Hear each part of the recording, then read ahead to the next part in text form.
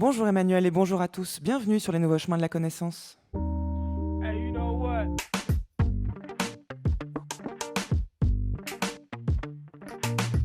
Les nouveaux chemins se demandent tous les jours si la philosophie est universelle, en compagnie de Marianne Chassor, Tristan Grenassia, Géraldine Mosna-Savoie, Antoine Ravon et Samuel Legendre, à la réalisation lilloise cette semaine Nicolas Berger, à la lecture occidentale des textes Jean-Louis Jacopin, avec aujourd'hui une équipe technique de choc Tanguy Lecorneau, Pierre Quintard, Jean Fromentin et Stéphane Demer. À 10h51, vous retrouverez Géraldine Mosna-Savoie pour ses 2 minutes papillon. Géraldine qui vous donnera à entendre aujourd'hui ce que les philosophes pensent du droit.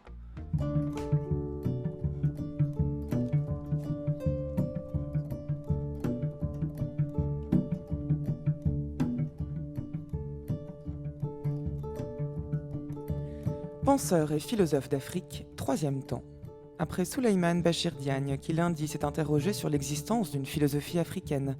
Après le même Souleymane Bachir Diagne, accompagné de l'anthropologue Jean-Loup Amsel, qui sont venus débattre hier des liens entre post-colonialisme et universel, ainsi que des liens encore plus tendus entre Afrique et droits de l'homme, j'ai le plaisir d'accueillir aujourd'hui le philosophe Émile Kenmonier, qui est professeur à l'université de Yaoundé, qui enseigne comme invité à l'université Paris-Est, à Erasmus Mundus, Europhilosophie, et anime aussi le cercle camerounais de philosophie, CERCAFI, qui vient se demander pour vous à quel type de rationalité appartiennent les maladies paranormales. Bonjour à vous, Émile Kenmonier. Bonjour. Cette émission, comme toutes celles de cette semaine, est enregistrée depuis le grand auditorium du Palais des Beaux-Arts de Lille, où se tient en ce moment et jusqu'au 26 novembre les 18e Semaines européennes de la philosophie, organisées par le festival Cité Philo, qui a invité cette année les plus grands penseurs africains, auxquels nous donnons la parole toute cette semaine. Mais commençons sans plus attendre avec un témoignage. Le témoignage du scientifique Denis-Pierre de Pedrals, qui témoigne d'un cas de possession collective de tirailleurs nigériens en 1939. Écoutez-le. Je me trouvais mobilisé en 1939 dans un bataillon de tirailleurs à Kandi dans le nord d'Ahomey. Le plus grand nombre de nos tirailleurs étaient originaires d'une localité du Niger appelée Tillabéri et étaient de race Peul et Zerma. Un dimanche, des incidents se déroulent au village. Nous l'apprenons en fin de soirée, un tam-tam qui était arrivé récemment à Kandi en faisant danser, et des tirailleurs et des femmes du village avaient provoqué, notamment chez la femme, un accès qui répondait à ce que nous appelons les cas d'hystérie. Le lendemain, vers 11h, avait lieu le rapport de la compagnie. À ce moment précis, j'entendis auprès de moi pousser un hurlement, et c'était, je vis, le planton du bureau de la compagnie renverser la tête en arrière, les yeux révulsés, l'écume aux lèvres, les poings crispés, et se précipiter en courant à l'endroit même où se tenait le rapport. Dans les minutes qui suivirent, plus de 30 ou de 40 tirailleurs se livraient à ce fâcheux spectacle. Les officiers surviennent immédiatement, on fait appel au toubib, qui d'abord suggère de jeter des seaux d'eau à la figure de ces malheureux. Ceci n'a aucun effet, essaie de faire quelques piqûres qui n'ont pas plus de succès. À un moment, un petit sergent très obscur, un sergent indigène de race Zerma, s'approcha du capitaine qui commandait le bataillon et lui dit « Mon capitaine, il n'y a pas bon, mais moi je peux tout remettre ». Et l'on vit alors le petit sergent s'approcher de chacun des possédés. Il glissait quelques mots ou soufflait à l'oreille de chacun, et immédiatement on voyait le possédé prostré, mais ne présentant plus aucun de ces mouvements désordonnés. Et en quelques instants, le petit sergent indigène, qui était probablement un sorcier, avait rétabli l'ordre dans un bataillon tout entier. Le petit sergent indigène qui réussit à guérir finalement tout un bataillon de tirailleurs nigériens, Émile Kenmonier. On a là un exemple d'une façon de proposer un remède, de guérir un effet de folie ou d'hystérie, nous dit le témoin, Denis-Pierre de Pedrals, qui nous paraît absolument inexplicable, irrationnel, puisque ce petit sergent ne fait que chuchoter quelque chose à l'oreille de quelqu'un. Est-ce qu'on est là dans un des cas de ce que vous nommez des maladies paranormales et qui nous paraissent irrationnelles, alors que peut-être une forme de rationalité serait à l'œuvre dans ces remèdes? Oui, merci. Je crois que ce témoignage que vous avez fait entendre est une très belle illustration de ce que moi j'appelle la rencontre des rationalités. Il y a là en situation deux rationalités qui se rencontrent. Le comportement du médecin qui commence par verser de l'eau, par jeter de l'eau sur le malade en transe, je dirais qu'il était en transe, n'est pas l'attitude qui serait conseillée par l'autre rationalité qui comprend à partir d'une certaine logique qui lui est propre, une logique culturelle, ce qui se passe chez ce malade qui entre en transe. Donc il y a là deux rationalités qui se rencontrent et je crois que le médecin des hôpitaux, de la médecine conventionnelle n'est pas outillé, n'est-ce pas, pour résoudre ce problème et il faut donc revenir vers, n'est-ce pas, faire appel à ceux qui, étant de la même ère culturelle que les malades en situation, savent comment décoder la situation qui est donnée pour apporter une solution. Donc c'est quand même un témoignage important pour introduire la discussion à laquelle je suis disposé avec vous. Mais ça veut donc dire que la réflexion que vous proposez se doit de s'ancrer dans une certaine culture, parce que ce que vous dites finalement, c'est qu'il faut faire l'effort ou avoir les connaissances d'une certaine culture, d'une façon de réagir à une situation donnée pour proposer le remède adéquat. On est là dans une réflexion qui du coup devient très culturellement ancrée. Oui, mais je dirais pas, c'est pas seulement une affaire de culture, c'est une affaire de rationalité. Voilà. Alors, C'est une quelle affaire différence? de rationalité. Alors je dirais très rapidement, quand on dit rationalité, on se réfère à ce qui est rationnel, mais si on dit qu'est-ce qui est rationnel, on se réfère à la raison.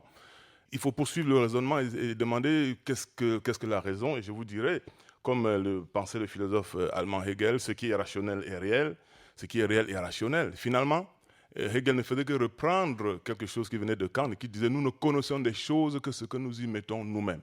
Ça veut dire quoi, nous ne connaissons des choses que ce que nous y mettons nous-mêmes? Ça veut dire qu'au fond, quand nous disons que nous comprenons une situation, ça veut dire que nous nous y retrouvons, nous comprenons cette situation parce que c'est nous qui donnons les techniques de décodage d'une situation donnée. Donc, à mon avis, il s'agit de rationalité plutôt que d'importance de la culture pour comprendre. Donc, même dans une ère extérieure à cette ère culturelle, nous avons la situation des migrants, par exemple, qui pourraient être pris en charge par des psychothérapeutes ou des psychiatres. Il faudrait bien comprendre ce qui se passe dans ce que j'appellerais le background de ces malades qui sont en migration. Mais là, du coup, ça veut dire qu'on repose à nouveau frais la question qu'on avait évoquée hier et avant-hier dans les émissions de lundi et mardi sur le caractère universel ou non de cette pensée et même de la raison, puisque ce que vous dites, c'est que si on a affaire à deux types différents de rationalité, la raison ne serait pas aussi universelle qu'on le pense, puisqu'il faut faire l'effort de voir dans quelle mesure cette rationalité est à l'œuvre à tel moment et à tel endroit. Non, la raison est universelle. Ce que je veux dire, c'est ceci. La rationalité est toujours celle d'un discours. La rationalité est toujours celle d'un discours. Ce n'est pas une propriété des choses, c'est une propriété, c'est un attribut d'un sujet. C'est le sujet qui voit la rationalité. Je prends un exemple très simple. En mathématiques, ce qu'on appelle l'axiomatique en mathématiques, c'est quoi? Jusqu'à un certain moment, avant que Einstein ne découvre la théorie de la relativité, la géométrie qui planait sur la connaissance était la géométrie euclidienne. Mais après 1905, quand Einstein découvre la théorie de la relativité restreinte, qu'est-ce que nous avons? Nous avons les géométries non euclidiennes, qui portent toujours sur le même espace, sauf que, alors que Euclide disait que l'espace était à courbure nulle, Riemann va parler d'un espace à courbure négative et Lobachevsky d'un espace à courbure positive. Et en ce moment, on a d'autres géométries qui prennent place, toujours pour le même réel. Donc il s'agit d'une question de logique, d'axiomatique, qui permet donc de décoder et de proposer les pistes de compréhension, n'est-ce pas, des réalités qui sont offertes. Ce n'est pas la culture en tant que telle, c'est la logique que l'homme projette dans les phénomènes pour les comprendre. Nous ne connaissons des choses que ce que nous y mettons nous-mêmes. Je reprends la formule de Kant. Au fond, ça veut dire que l'esprit humain se projette dans la nature pour décoder cette nature et se décoder lui-même. Et alors, de quelle nature est cette rationalité à l'œuvre dans le cas des maladies paranormales sur lesquelles vous travaillez? Voilà. Donc, les maladies paranormales, il faut que je propose une définition simple, seraient sous forme de pathologie, des manifestations somatiques ou psychiques d'un aspect du vaste domaine que nous appelons les phénomènes paranormaux. La maladie paranormale serait donc une pathologie subjectivement perçue par un patient aux effets plus ou moins objectivement observables par un tiers qui serait le médecin des hôpitaux, justement parce que l'étiologie de cette pathologie ne tombe pas docilement sous le diagnostic de la science médicale conventionnelle. Donc, cette maladie paranormale est une souffrance dont parle son porteur, mais le médecin qui a son appareil d'expérimentation, son laboratoire pour tester les maladies, ne découvre pas ce dont souffre notre malade de pathologie paranormale. En ce moment-là, on cherche une autre rationalité. On doit comprendre la chose autrement, un peu comme le récit que nous venons d'entendre. Il faut une autre rationalité parce que l'eau qu'on verse sur le malade qui est en transe n'a pas résolu le problème. Que fait donc celui qui vient et qui parle à l'oreille des uns et des autres pour résoudre le problème? Il entre dans une autre logique qui est une logique cachée. Nous entrons ici dans notre lexique, le visible et l'invisible, la nuit et le jour. Donc, il entre dans une logique qui n'est pas une évidence pour le médecin formé à la médecine conventionnelle. Et c'est ça que vous définissez comme étant une méthode qu'on pourrait qualifier de paranormale. En fait, c'est qui correspond à une logique, mais une logique que vous dites cachée, qui n'est pas la logique rationnelle à laquelle nous sommes habitués dans un raisonnement, disons, davantage occidental. Mais finalement, ce n'est pas le propre, là, pour le coup, occidental ou pas, c'est secondaire. C'est quelque chose qui ne correspond pas à une logique que l'on appelle plus traditionnelle, c'est ça? Ce n'est pas la logique qui est paranormale. C'est le mal ou les phénomènes qui sont paranormaux. La logique, elle, c'est une logique. Je viens de montrer que la logique, c'est la cohérence explicative d'ensemble qu'on invente. Je dois avancer tout à l'heure vers des auteurs comme Éric de Rosny ou bien Pierre Meraïga qui ont travaillé de longues années sur ces questions-là et qui ont mis sur pied, n'est-ce pas, des techniques, des lexiques, des vocabulaires précis pour décoder ces phénomènes.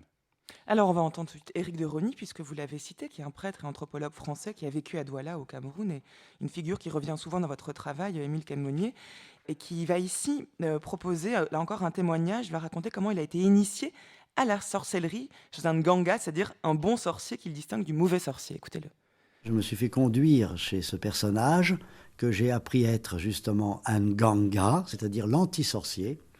Ce sont des devins, ils vous sondent dès le premier regard, et cet homme a certainement senti que je venais chez lui avec de bonnes intentions. Alors il m'a invité à venir le samedi suivant à un grand traitement nocturne. N'est-ce pas que la lumière et les ténèbres est très importante. Le nganga élabore autour de lui comme une sorte de refuge de lumière grâce au feu qu'il allume, ce qui est très rassurant pour des gens qui se sentent, disons, ensorcelés, c'est-à-dire qui sentent l'obscurité monter en eux. Ça fait partie de ces grands symboles. Et d'ailleurs, au cours de cette nuit-là, j'ai vu, disons, la manifestation des grands symboles qui, je dirais, nous touchent dans notre psychologie profonde, à savoir le feu, à savoir l'eau, le souffle, le chant, le rythme, très important. Ils ont des rythmes d'une puissance terrible qui, je pourrais, d'une certaine façon, prend la place des pulsations du corps dans la personne. Bon. Alors, il a soigné au cours de cette nuit une femme qui était paralysée, que j'avais vue chez lui pendant la semaine. Et au cours de la nuit, j'ai vu la transformation sous mes yeux de cette femme qui, au petit matin, a été capable d'esquisser des pas de danse avec son sauveur. Alors, ceci m'a énormément interpellé et c'est à partir de là que j'ai été encouragé par mes amis et puis même mes supérieurs religieux à étudier cette médecine traditionnelle.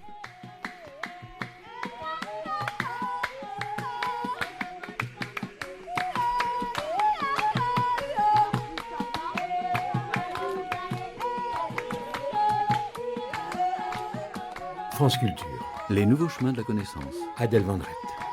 Les questions à poser pour réfléchir au mode de rationalité à l'œuvre dans les maladies paranormales, Émile Quenemonnier, peuvent être énoncées à partir de ce qu'on vient d'entendre, ce témoignage d'Éric de Rosny, à savoir qui est-ce qui va guérir. Là, lui-même prend l'exemple d'un sorcier, d'un certain bon sorcier, un nganga, qui va mettre en œuvre une forme de méthode qui va guérir un malade qui lui-même aura exprimé sa maladie d'une certaine façon. Il y a à savoir qui guérit, quel est le médecin à l'œuvre, comment il conçoit le patient pour le guérir, et quelle est cette méthode-là, qui n'est pas traditionnelle, qui n'est pas rationnelle, qui va permettre de guérir les malades. C'est 3 points d'approche, 3 axes, qui vont nous permettre d'essayer de définir ce que l'on entend par un type de rationalité à l'œuvre dans ces maladies-là. D'abord, je commence par dire que chaque fois que vous dites que cette méthode qui n'est pas rationnelle, il y a un problème pour moi, parce que j'ai essayé d'expliquer dans tout jeu qu'il y a des rationalités. Il y a plusieurs rationalités. Disons donc désormais qui est d'une autre rationalité et non qui est irrationnel. Qu'est-ce que le rationnel? Le rationnel, c'est ce que nous comprenons. Quand nous ne comprenons pas, on projette l'idée de hasard ou l'idée d'irrationnel. Disons qu'il est d'une rationalité qui n'est pas la mienne ou d'une rationalité autre, et on pourrait donc avancer. Alors, ce qu'Éric Delony vient de dire marque son point de départ, lui. Il rencontre une situation qui l'impressionne et il se met à travailler pour comprendre cette situation-là. Il a, comme il a dit, travaillé 50 ans durant dans ce milieu des cultures Douala pour comprendre les procédés thérapeutiques de ces Nganga. Deuxième petite chose que je voudrais souligner, c'est le problème de lexique. Quand il parle de sorcier, il n'est pas d'accord avec l'expression, parce que quand on dit sorcier, il vaut mieux demander aux tradipraticiens ou bien à ces gens-là, qui sont les maîtres du savoir, comment eux-mêmes ils s'appellent. Comment ils s'appellent eux-mêmes? Parce qu'il y a un problème de sens quand nous transportons les réalités culturelles, médicales, non africaines dans la langue française, par exemple dans les langues occidentales. Il y a tout un problème philosophique derrière.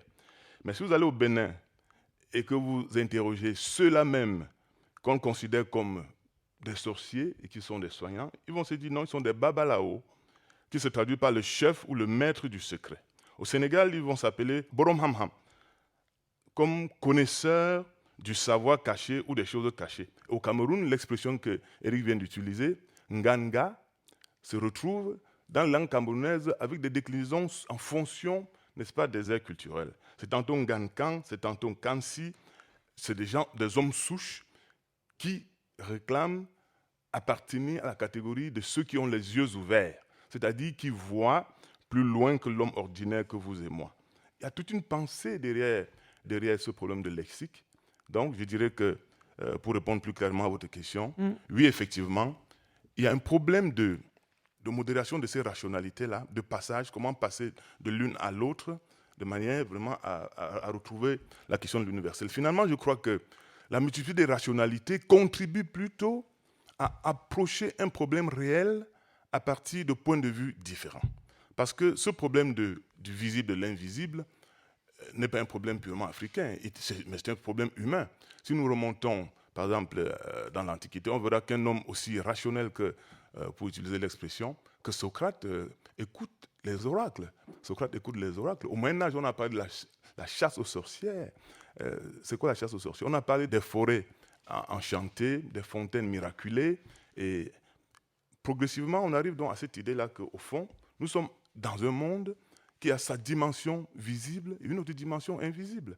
Et quelle est donc la logique? La logique naturelle est celle de la physique qui nous permet de comprendre le monde visible avec ses lois, mais le monde invisible a ses lois également qui sont maîtrisées par ces gens-là qu'on appelle les Nganga, les maîtres du savoir caché, et qu'on reproduit en français par les termes guérisseur, sorcier, marabout, tradipraticien, tradithérapeute, voyant. Et ces termes n'ont pas la même signification et aucune signification n'est neutre. Voilà, donc j'ai essayé de montrer qu'il y a un problème, n'est-ce pas, de traduction. Souleymane Bachir Diagne dit déjà quelque chose là-dessus ici hier, qu'au fond, la traduction devient toute une philosophie pour le passage des concepts et des notions, n'est-ce pas, quand on passe, n'est-ce pas, d'une logique, je ne dirais pas d'une aire culturelle, d'une logique, d'une rationalité à une autre. Philippe appelle Din un sorcier. C'est en effet le mot français le plus couramment employé pour désigner ce genre d'homme. Mais Philippe ne donne pas à ce mot son sens péjoratif. Pour lui, Din est un homme qui guérit, même si le caractère surnaturel de ses pouvoirs l'effraie. Chaque fois que je m'entretiendrai en français des activités de Din avec d'autres personnes, le mot sorcier reviendra, mais accompagné de sourires, d'un air gêné, ou au contraire prononcé sur un ton affecté, comme s'il fallait un correctif pour se faire comprendre. Manifestement, l'appellation de sorcier n'est pas bonne. Elle désigne une catégorie d'individus louches où l'on range pêle-mêle tous ceux qui pratiquent des rites nocturnes et ésotériques. Dans le cas de Din, Elle est particulièrement malheureuse puisque l'homme incarne, au contraire, la figure même de l'anti-sorcier. Il est grand temps de lui faire justice. En langue douala, Din est classé parmi les Batoba Mianga. Mianga renvoie aux remèdes dont ils ont le secret, remèdes chargés d'une puissance qui dépasse celle des simples médicaments pharmaceutiques. Ces personnages se trouvent au sommet de la hiérarchie médicale traditionnelle, supérieure à beaucoup de petits soignants possédant le secret d'une herbe pour guérir un mal particulier. Chaque famille garde en effet une recette transmise en héritage qui soulage, par exemple, les douleurs d'estomac ou favorise la fécondité. Je me suis résolu à appeler ce personnage Nganga.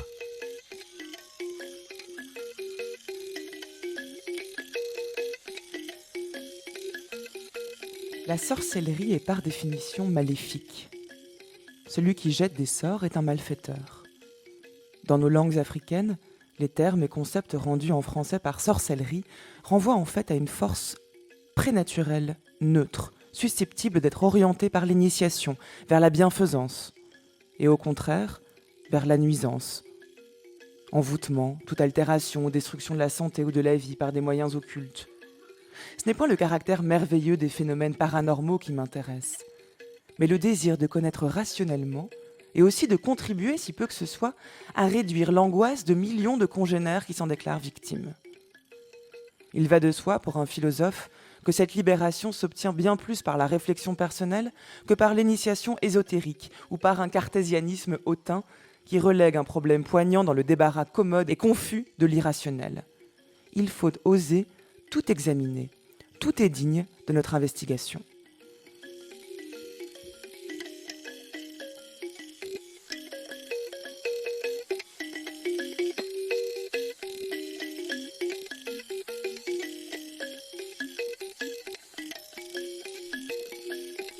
Alors Émile Calmonier, on vient d'entendre un texte d'Éric de Rosny tiré de son ouvrage Les yeux de ma chèvre qui date de 1981 dans lequel lui-même remettait en question, comme vous l'avez dit, l'utilisation même du terme de sorcier pour parler de celui qui va guérir et on y entend toute l'importance lexicale. Il faut trouver les mots appropriés pour décrire le processus thérapeutique lui-même. Et j'ai lu ensuite des extraits de l'anthropologue Egba, qui lui-même, dans son texte Approche et pratique pastorale notamment, définit la sorcellerie comme étant par définition maléfique, mais justifiant aussi le fait qu'en tant qu'anthropologue, il parle aussi d'une démarche philosophique, il faille essayer de s'emparer, de ressaisir, de réfléchir sur ce qui paraît être insaisissable par la pensée. Tout est digne d'investigation, nous dit-il, y compris ces phénomènes de sorcellerie. Oui, je vous dis merci pour ces extraits-là qui sont vraiment pertinents et qui permettent de saisir la dimension philosophique de cette préoccupation-là. Éric de Rosny et Hebga sont deux confrères jésuites. L'un français s'est installé au Cameroun pendant très longtemps. L'autre Camerounais, Hebga, je dis bien Hebga, qui s'est formé à la Sorbonne et qui a enseigné aux États-Unis pendant longtemps et qui est revenu au Cameroun pour la pastorale et pour, n'est-ce pas, développer ce travail concernant les maladies paranormales. Il a publié un texte de Hebga dont le titre est « La rationalité d'un discours africain sur les phénomènes paranormaux ». C'est un texte fondamental. Et vous avez cité un texte d'Éric de Rosny, « Les yeux de ma chèvre ». Les deux sont vraiment des personnages centraux pour la problématique actuelle concernant ce genre de pathologie en Afrique et hors d'Afrique, mais qui surtout en Afrique, avec le phénomène de l'appauvrissement progressif, amène des gens, des hommes, à se déclarer victimes d'attaques, de maraboutage, d'envoûtement, de possession, et qui pose un problème thérapeutique, aussi bien aux médecins des hôpitaux qu'aux prêtres et aux pasteurs et aux Nganga dont nous venons de parler avec Éric de Rosny. Donc nous avons là 3 lieux de santé, 3 systèmes de référence, l'hôpital, où le malade va spontanément quand il ne se sent pas bien, mais si le médecin déclare « j'ai tout examiné, j'ai fait mes radios, j'ai fait mes scanners, j'ai fait les examens biologiques, je vois que vous ne souffrez de rien », et le malade continue de lui dire « ça ne va pas », quand je dors, je me rends compte que j'ai des gens qui viennent m'agresser, je ne parviens plus à dormir. Et le médecin dit, faites-vous aider. Une expression comme celle-ci, ça veut dire allez voir ailleurs. Le premier recours, c'est donc le nganga, qui a ses propres techniques de diagnostic. Il a ses gris-gris, un peu comme le médecin qui veut soigner le malade, laisse le malade en tant que tel et regarde les examens qu'il a ramenés des laboratoires. Le nganga, lui, il a ses techniques pour voir ce qui se passe en vous. Il demande un tissu, ou bien il demande des fluides corporels, ou bien il demande, et c'est là qu'il pose son diagnostic. Il vous laisse de côté et il regarde votre vêtement, il regarde votre ombre, votre photo, je ne sais pas quoi. Les techniques sont diverses, vous pouvez trouver dans le livre de Toby Nathan, Médecin et sorcier, l'application de ces choses que j'essaie de vous dire, n'est-ce pas? Alors, il y a des techniques pour approcher tout ça.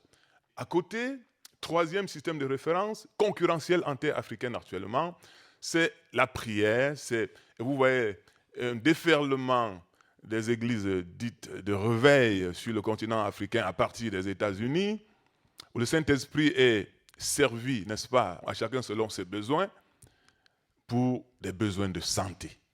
Vous avez donc cette situation dramatique qui ne peut pas ne pas préoccuper la philosophie et la recherche actuelle en Afrique. Nous avons écouté M. Souleymane Bachir Diagne, hier et avant-hier, nous parler, n'est-ce pas, de l'histoire de la philosophie en Afrique comme un problème d'expression sur la philosophie africaine.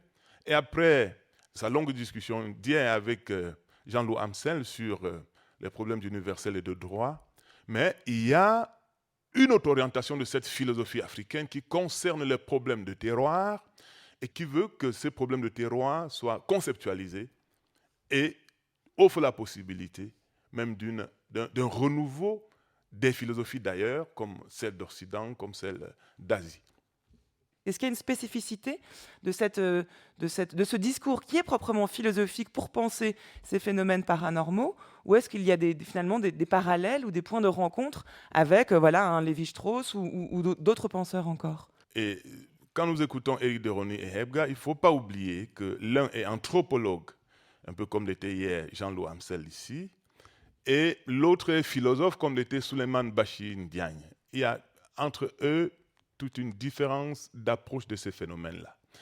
Alors que l'anthropologie peut nous enjoindre de reconstruire ces faits-là pour montrer à peu près une sorte d'archéologie, montrer comment ils se positionnent, comment ils arrivent, la philosophie a la tâche de poser la question du comment et du pourquoi et les fonder en raison. C'est le travail que fait Pierre-Mérat Hebga et qui complète parfaitement le travail d'Éric de Rosny. Le travail de Pierre-Mérat Hebga est un travail qui part de la technique et de la méthode philosophique qui était celle de Bergson, dont il se réclame, pour justement essayer de proposer une approche pensée, et je disais rationnelle entre guillemets, de ces phénomènes-là. Hebga va aller jusqu'à remettre en question le composé humain en disant que pour que ces phénomènes que nous appelons paranormaux jouissent d'une certaine cohérence et d'une certaine rationalité, il faudrait réviser la conception dualiste occidentale et binaire de la réalité humaine.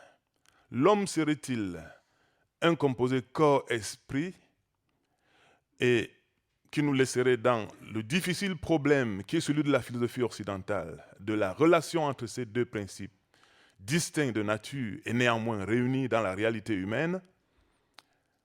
Et ce problème est posé depuis Pythagore jusqu'à Merleau-Ponty, sans qu'on ne voit comment l'Occident réussit à le résoudre.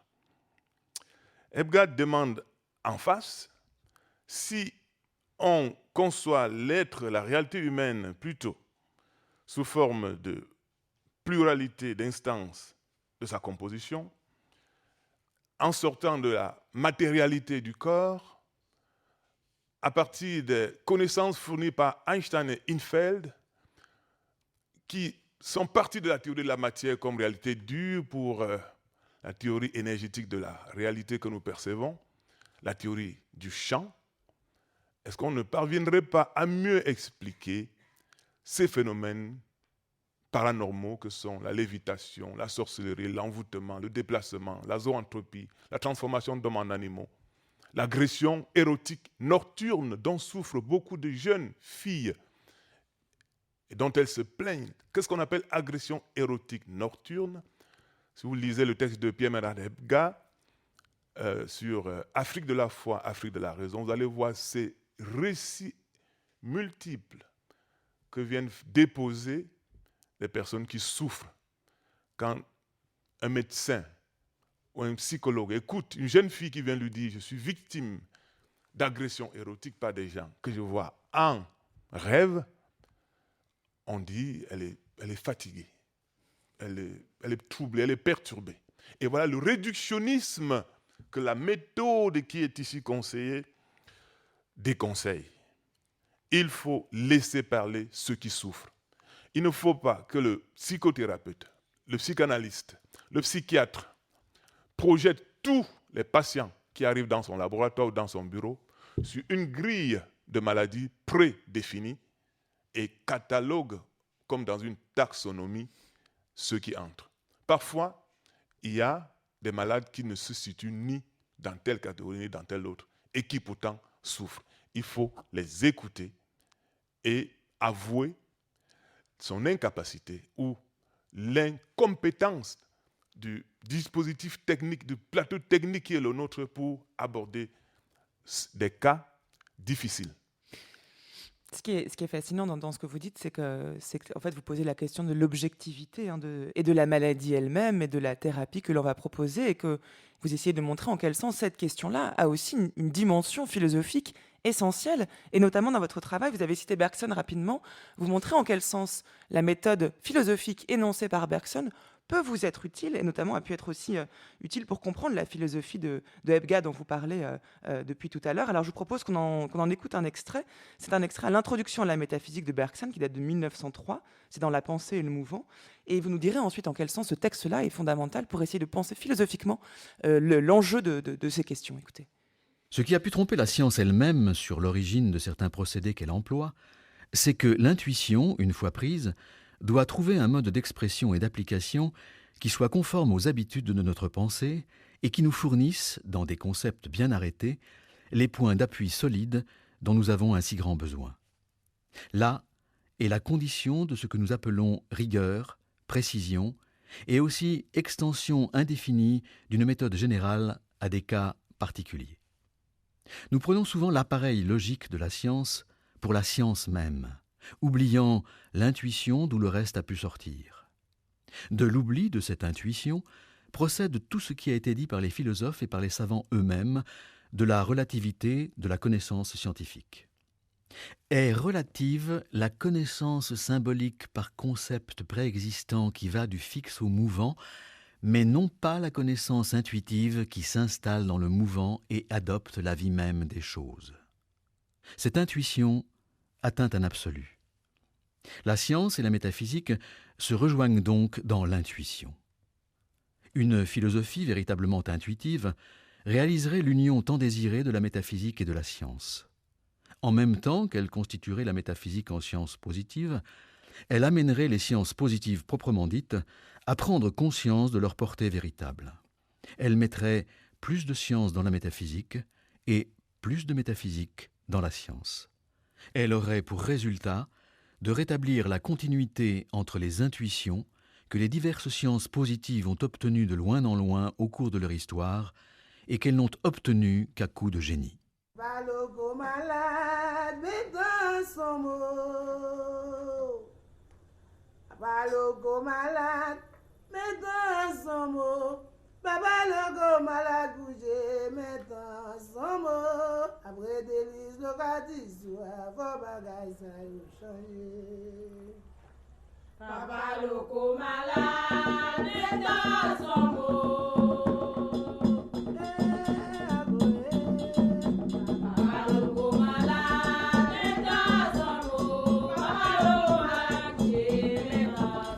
Vous écoutez France Culture, les nouveaux chemins de la connaissance. C'est le 3e temps de notre série d'émissions consacrée aux philosophies et penseurs d'Afrique.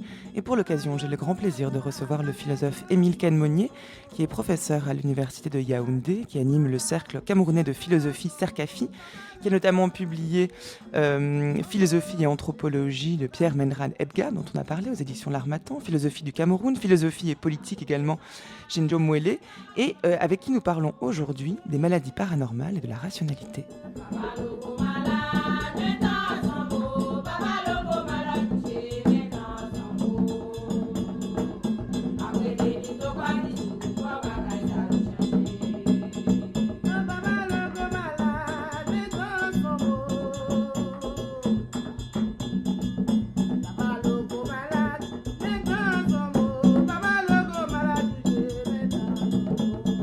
Alors Émile Kane-Monnier, comment comprendre l'importance de ce texte de Bergson pour vous ? Est-ce qu'il faut l'entendre de la manière suivante, à savoir qu'à l'instar de la métaphysique positive de Bergson, qui va mêler intuition et rigueur, il le dit très bien dans ce texte, il faudrait essayer de mettre en place une méthode pour connaître philosophiquement ce que pourrait signifier la sorcellerie. Est-ce qu'on pourrait l'entendre ainsi ? C'est exactement cela. C'est exactement cela. Et je vous dis merci encore pour...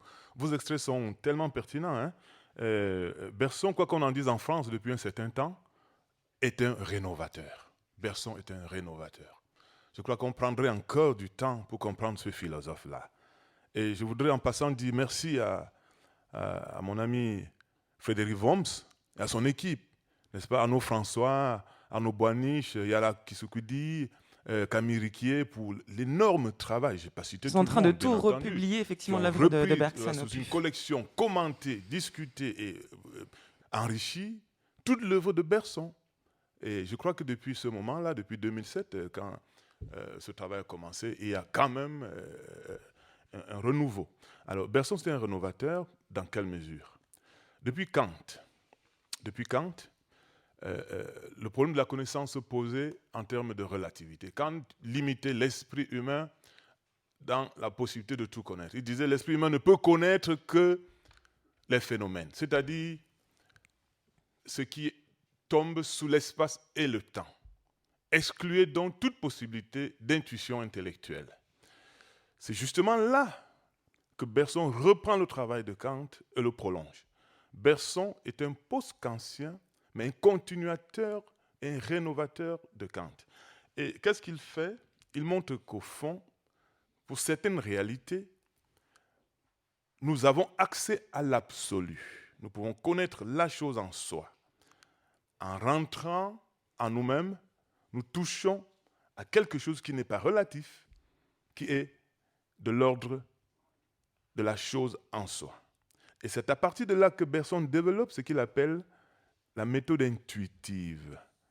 La méthode intuitive qui peut-être doit se heurter au langage humain, parce que notre langage qui est fait de concepts doit par définition, avec des mots, arrêter ce qui est en écoulement. La vie qui est derrière les choses et que nous ne voyons pas, mais dont nous voyons seulement des moments d'arrêt, et ce qui intéresse Bergson, c'est l'écoulement. C'est le vivant qui est l'objet de cette philosophie-là. Et justement, en quoi cela nous intéresse-t-il dans ce débat ? C'est qu'au fond, Bergson n'a jamais abordé une question philosophique sans faire le point sur l'état scientifique de cette question-là. Bergson commence toujours, parce que lui-même ayant été de formation scientifique, commence toujours par dire où en est la science sur telle question. Et quand il pousse la science à ses derniers retranchements, Bergson pose alors à la science la question qu'elle ne peut pas répondre. Et il ouvre alors la perspective métaphysique. Il fait ce travail-là dans ses 4 œuvres fondamentales. Dans L'essai sur les données immédiates de la conscience, dans Matière et mémoire, dans l'évolution créatrice et dans les 2 sources de la morale et de la religion. Il part toujours et toujours de la science. Il fait le point. Et ensuite, il montre que la science a des problèmes. Que fait Hebga, qui s'inspire de Bergson ? Il dit, OK, voici comment la psychologie interprète les phénomènes paranormaux. Voici comment la science interprète les phénomènes paranormaux. Et voici la question qu'il faut poser à la psychologie, à l'approche psychologique, à l'approche socio-anthropologique de la sorcellerie, à l'approche psychiatrique de la sorcellerie. Et quand cette question ne trouve pas de réponse, dans ce système de référence-là, on ouvre la perspective métaphysique. La métaphysique positive signifie donc simplement que on ne commence à aller ailleurs que quand la science a livré toutes ses armes, toutes ses réponses.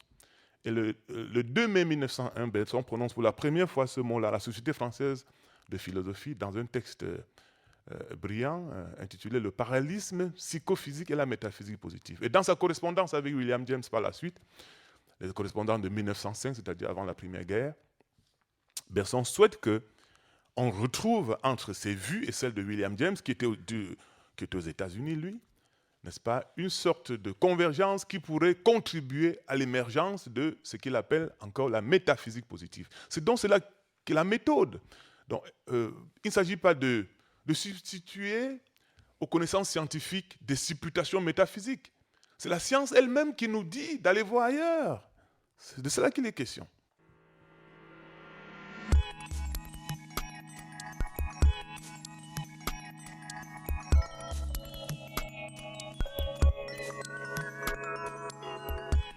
Quand je repasse dans ma mémoire les résultats de l'admirable enquête poursuivie continuellement par vous pendant plus de 30 ans, quand je pense à toutes les précautions que vous avez prises pour éviter l'erreur, quand je vois comment dans la plupart des cas que vous avez retenus, le récit de l'hallucination avait été fait à une ou plusieurs personnes, souvent même noté par écrit, avant que l'hallucination eût été reconnue véridique, quand je tiens compte du nombre énorme de faits, et surtout de leur ressemblance entre eux, de leur air de famille, de la concordance de tant de témoignages indépendants les uns des autres, tous examinés, contrôlés, soumis à la critique, je suis porté à croire à la télépathie de même que je crois, par exemple, à la défaite de l'invincible Armada.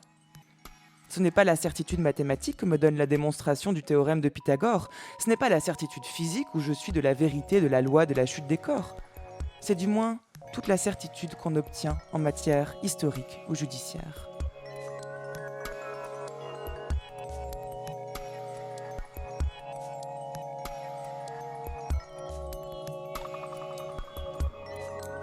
Le texte que je viens de lire, Émile Quenemeunier, est l'adresse de Bergson à des chercheurs sur la télépathie et la manière dont ils procèdent. C'est dans le parallélisme psychophysique et la métaphysique positive. Vous m'épatez vraiment par vos références.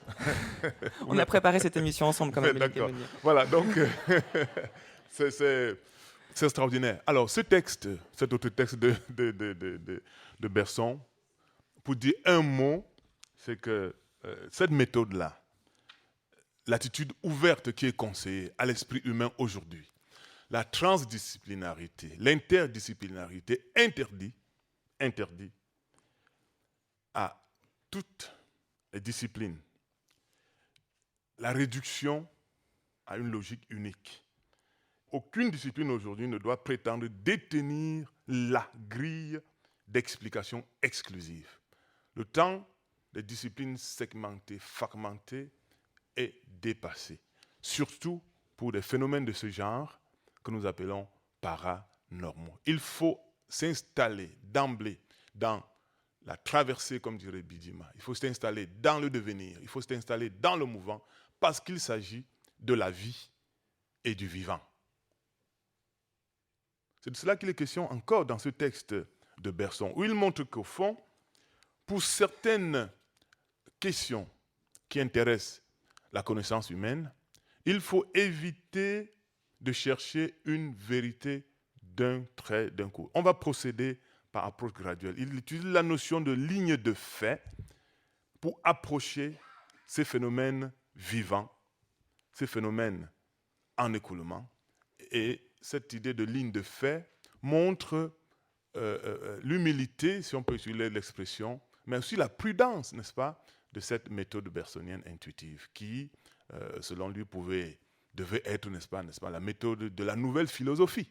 Il ne faut pas qu'on se le cache. Bergson avait l'ambition de transformer, à partir de cette méthode intuitive, le travail des philosophes, afin qu'ils puissent, comme les scientifiques, travailler en collaboration et apporter, n'est-ce pas, selon les disciplines et les spécialisations, des contributions pour la recherche de la même vérité, au lieu qu'on assiste à des systèmes qui se rejettent les uns les autres et se critiquent, alors que, comme disait Deleuze, la critique vraiment ne permet pas d'avancer. Si c'est mal fait, il faut reprendre, tout simplement, au lieu de critiquer ce qui a été fait. Mais est-ce qu'il n'y a pas de direction quand même à suivre à partir de cette question qui vous préoccupe sur la rationalité à l'œuvre dans les maladies paranormales? Il y a la dimension proprement philosophique sur laquelle vous insistez longuement, et notamment grâce à Bergson, qui propose ce renversement du travail habituel de l'intelligence, où normalement on va des concepts vers les choses et non pas des choses vers les concepts. Ça, c'est une dimension. Mais il y a aussi une dimension qui est beaucoup plus médicale, au sens, disons, éthique, bioéthique du terme. On ne peut pas passer sous silence cette dimension-là quand on travaille sur un thème tel que celui-ci. Oui, vous avez raison. Hein. Vous avez raison parce que, effectivement, pour revenir sur ce mot qu'on a vu traîner partout, bioéthique par-ci, bioéthique par-là, le mot est né dans un contexte d'expansion de la biomédecine et des problèmes qui découlaient de l'application de la biotechnologie à la gestion du corps. Et on a tendance à croire que le mot doit s'enfermer. Moi, j'ai publié un texte au Canada où je disais qu'au fond, il fallait dépasser l'approche historiciste de la notion de bioéthique pour revenir à son concept étymologique.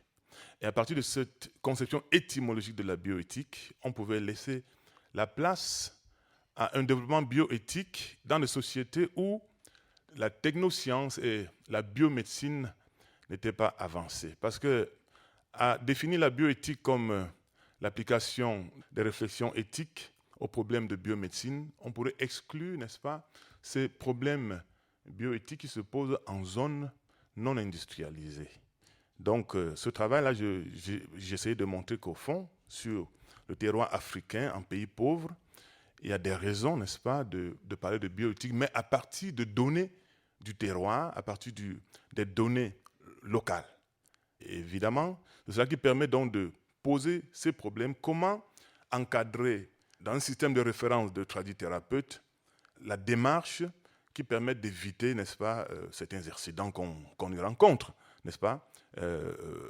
Si les problèmes de bioéthique peuvent se poser aussi dans l'utilisation des médicaments, on se rend compte qu'aussi chez les tradithérapeutes, on a les mêmes problèmes et donc il faut les assister. Il faut autour d'eux des réflexions éthiques, n'est-ce pas, pour encadrer leur action. Donc c'est à peu près cela que j'essaie de montrer dans ce texte que je vous ai communiqué. Voilà, mais je voulais en dire deux mots parce que c'est aussi une dimension de votre travail qui est en lien direct avec le sujet d'aujourd'hui et qui est très intéressante. On trouvera en ligne certains de vos articles qui sont disponibles. Je vous remercie en tout cas d'être venu nous parler aujourd'hui, Anne-Mille Cadmonnier, de la rationalité à l'œuvre dans les maladies paranormales. Je rappelle que vous enseignez la philosophie à l'université de Yaoundé, que cette année vous enseignez à l'université de Paris-Est, et on mettra en ligne votre bibliographie qui est riche et qui me permet de découvrir des philosophes dont Ebga, dont vous avez parlé aujourd'hui, dont on parle très peu en France, qu'on n'enseigne pas, et qui ont pourtant apporté des réflexions décisives sur ces enjeux-là. Donc un grand merci à vous. C'est moi. Et un grand merci à vous, public nombreux.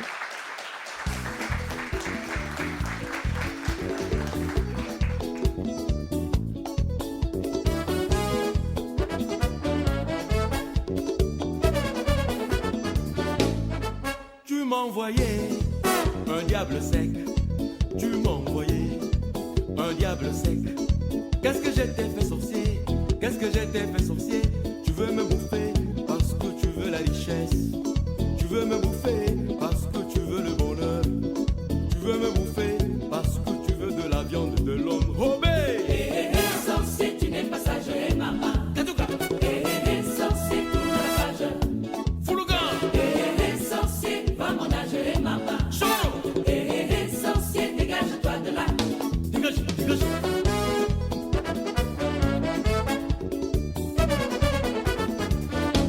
Je suis venu dans Makana avec ton commandant de bord, diable sec, pour me bouffer, pour me manger.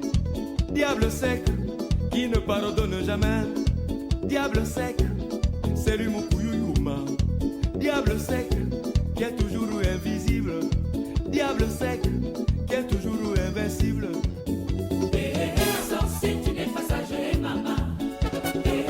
Sorcier, tourne la page. Tournez, Sorcier, va mon âge, maman. Sorcier, dégage-toi de là. mes ennemis ont sauté de joie. Ce salon est mort. Il est mort. Qu'est-ce que j'ai t'ai fait sorcier? Qu'est-ce que j'ai t'ai fait sorcier? Tu veux me bouffer parce que tu veux ma maison. Tu veux me bouffer parce que tu veux mes moutons. Tu veux me bouffer parce que tu veux ma femme. Tu veux me manger parce que tu veux le pouvoir. Individu. Sorcier, tu n'es pas sage, maman. Sorcier, tourne la page. Sorcier, va mon âge, maman. Mandibule. Sorcier, dégage-toi de là. Mandunga, donne-moi une agent.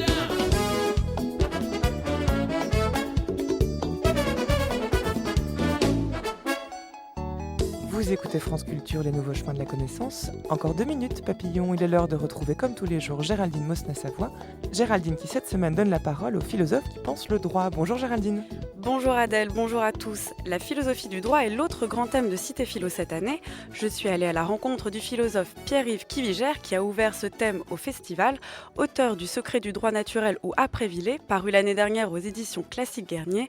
Pierre-Yves Kivigère m'a parlé entre deux portes battantes de ce que la philosophie interrogeant le droit et de ce que le droit en retour révèle de la philosophie. Ce que la philosophie doit interroger dans le droit, moi j'ai plutôt envie de me demander à quoi la philosophie peut servir pour le droit. J'ai pas du tout la vision de la philosophie comme ayant... Comme devant déstabiliser en profondeur le droit. Je crois que le travail de la philosophie, c'est plutôt de se situer à l'intérieur du champ spécifique qu'est le droit. Tu sais, de même qu'il y a une philosophie des mathématiques qui s'installe au cœur des mathématiques et qui aide parfois un peu les mathématiciens à mieux penser. Je pense que le travail de la philosophie du droit, et c'est pour ça que j'essaye de défendre une position qui est celle du droit naturel, ma position par rapport à la philosophie du droit, c'est plutôt que celle-ci doit investir le champ du droit et montrer comment le droit peut être un peu meilleur, comment le droit peut être un peu plus cohérent, comment le droit peut aussi évidemment être plus utile aux individus. Mais l'idée de fond est plutôt que nous, philosophes, on n'est pas tellement là pour faire la leçon aux juristes. On est là pour leur apprendre à s'élever un peu, mais selon leurs propres standards, leur propre grille de lecture. Je ne crois pas que le droit apprenne quelque chose de particulier à la philosophie. Ou plus exactement, toute discipline, toute pratique est de nature à intéresser le philosophe. C'est une formule cliché, mais qui reste, je crois, assez vraie, que le philosophe doit faire son miel d'à peu près tout ce qu'il rencontre et de tout ce qui existe.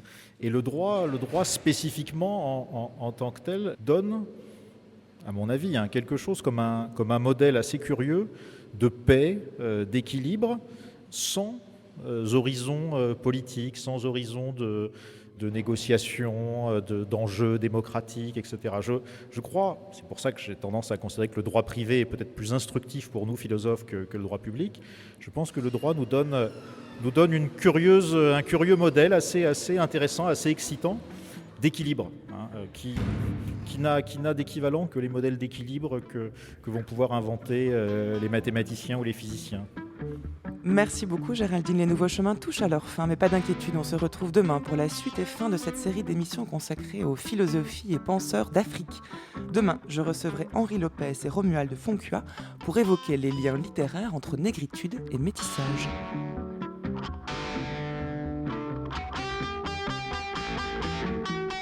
D'ici là, si vous souhaitez réécouter cette émission, rendez-vous sur le site de France Culture à la page des Nouveaux Chemins. Vous y trouverez les indications bibliographiques et musicales concernant l'émission du jour.